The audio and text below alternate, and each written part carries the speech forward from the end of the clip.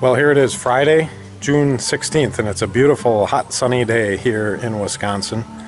Really hot, really sunny day, and we just got back from our first overnight adventure in the new box truck RV. So this is pretty cool. We're just going to give you a quick recap of how things went. Things went wonderful. It drove like a truck, but I'll tell you one thing. You know, all along I thought, well, this truck's got an 18,000 pound gross vehicle weight. And I started loading it up with this and loading it up with that, and I never really cared too much, gave too much thought about the weight I'm adding, but I really have added a lot of weight. So much weight that you can see the back end is starting to droop a little bit and the front end is starting to stand up. You know, part of the problem is I got those batteries way towards the back, and I'm going to end up with 120 pounds worth of water when I fill up that 15-gallon tank, and the weight in the back is really pulling this thing down. And I had it in for a little service work. I had the front ball joint replaced and the front wheel bearings packed, as well as the heavy cable run from the chassis battery back to the house battery. And at that time they said, we need to do an alignment, and they put it on the rack for the alignment, and they said, well, it's quite a ways out, but it doesn't really pay to line it up until you finish building it out and get all your weight in, because the weight's going to change the alignment, which makes sense. So they just left it and waiting for me to finish building it out. But the other thing they suggested is, you know, you're adding so much weight to the back, you should probably put some air shocks, air springs in the back. And I priced them out. They're about $350 a set, and another 100 and 200 or so to put them in. I think that is not an option. I think that's something I'm going to have to do, because I'm putting an awful lot of weight on these leaf springs in the back, and the ride is, you feel it. And boy, going up a hill, this poor little engine just, it's all it can do to keep her going.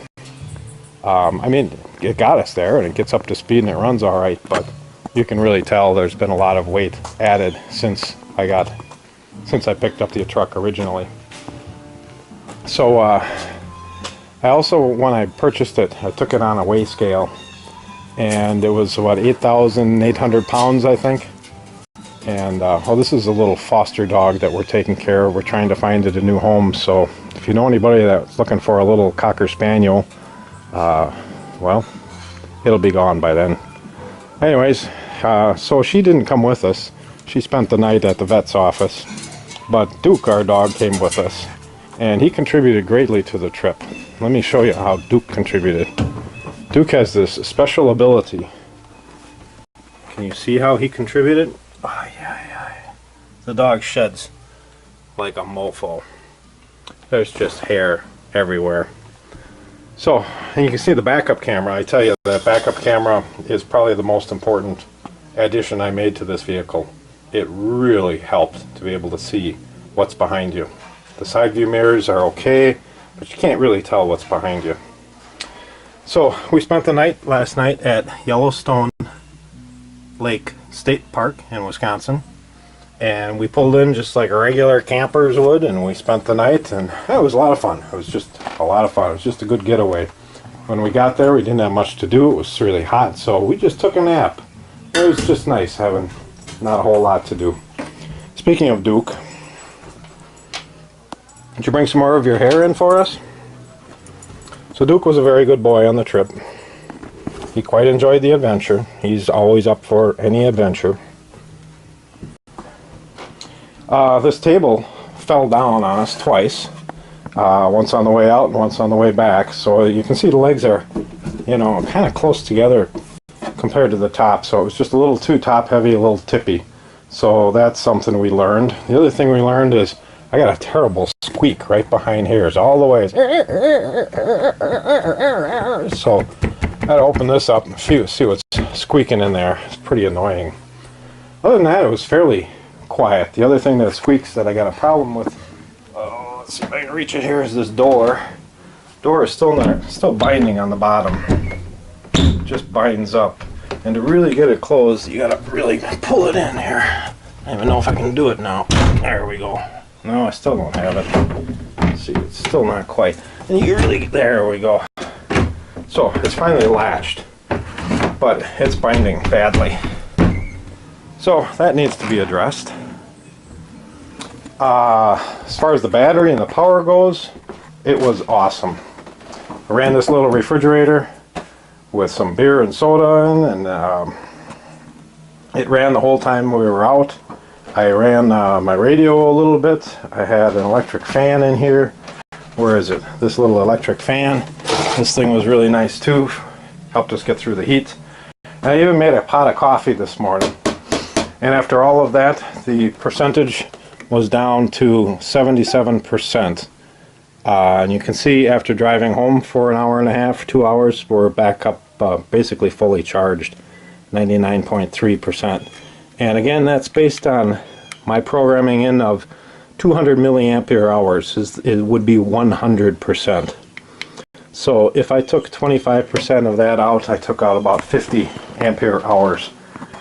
And that's as low as it got. And that was from the time we got there late yesterday morning, probably around lunchtime, until the time we left this morning at around 10 o'clock, 9 o'clock, 10 o'clock, something like that. We pulled out. So the batteries are, as expected, just doing a great job. And the bed, the new mattress, super comfortable. It's a foam mattress. I have to get a mattress pad for this thing, I think, to protect it a little bit. But it's a dense foam mattress, and slept like a baby. The other thing we found is, you know, the headboard is going to go on this end, but we found it pretty nice to put our pillows down on this end, especially next to the window here. You can see the screen on the window. It was just beautiful. We had some honeysuckles blooming out behind us, and there was a grosbeak and the tree just, you know, 3 feet away from us. It's just really beautiful. So anyways, we kind of like the pillows down here. But if I was to do that permanently, you know, I've got my heat duct coming out at the foot of the bed. What am I going to do? Move that heat duct to this side of the room? And the same thing with the TV. I've got it all planned out with the TV mounts. I got the holes drilled all the way through for the mount and the outlet here. What am I going to do? Move that all so the TV's over on the new front end of the bed? And after thinking about it, I thought, no, I'm just going to leave it as it is. And this way too, if we put the pillows on this end, to me it's a little more feng shui in that, you know, you're facing the doorway when you're in bed. Oh, and there's Crystal. The nameless Crystal, who doesn't have a name or a face. No. But Crystal and I had a lot of fun. We're just discussing the bed positioning here. Your thoughts? Beds are good. Okay. There you heard it from the mouth of professionals. Thank you. So I'm going to leave the headboard down here.